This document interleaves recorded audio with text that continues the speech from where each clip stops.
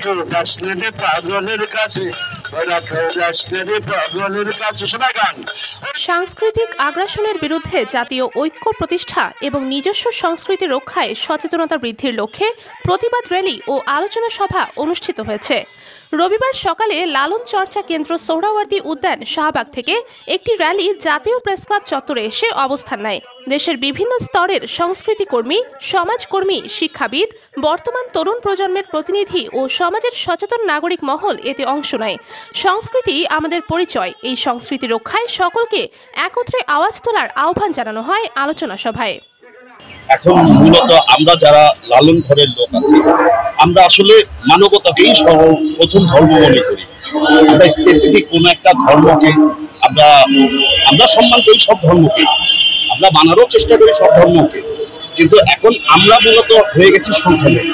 আমরা যারা মানবতাকে প্রথম ধর্ম হিসেবে শুরু করতেছি, প্র্যাকটিস করছি, আমরা এই ধর্মটাকেই চালানোর চেষ্টা করছি, কিন্তু আমাদের উপরেই হামলা হচ্ছে।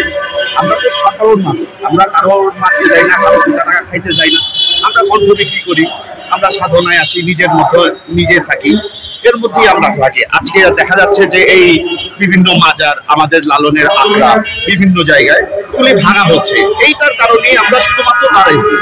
আমরা মূলত শ্রমিক, আমরা জানি না আমরা বাউল যারা আছি, বাউলরা কিন্তু কোনো রাজনীতি করতে নাই, তারা সঙ্গীতকে নিয়ে সাধনা করে। আর বিশেষ করে যারা লালন শিল্পীরা আছে, তারা লালনকে যে মনে লালন করেন, ধারণ করেন, এরকম করেন। আমরা কণ্ঠ দিয়ে শ্রম করি, সেই গীতে আমরা কিছু অর্থ পাই, সেটা দিয়ে আমরা যারা বাউল আছে তাদের পরিবার চলে। আমরা বাসা ভাড়া দিই, সন্তানের লেখাপড়া সবকিছু কিন্তু এর উপরে চলছে। আমাদের সিজন থাকে মাত্র লালন সাহিত্যের গান গাই, এখানে কোনো অশ্লীলতা কোনো কিছু নেই। আমরা এই গানকে আমাদের ধর্ম মনে করি, গানকে আমাদের আমল মনে করি। এই জন্য তাদের কাছে আমরা আমাদের কোনো অস্ত্র নেই, আমাদের একটাই অস্ত্র, একতারা। আমি একটা নিয়ে গানকে হয়তো বা আপনাদের কাছে এইগুলো সত্যতা পৌঁছাই দিতে পারি।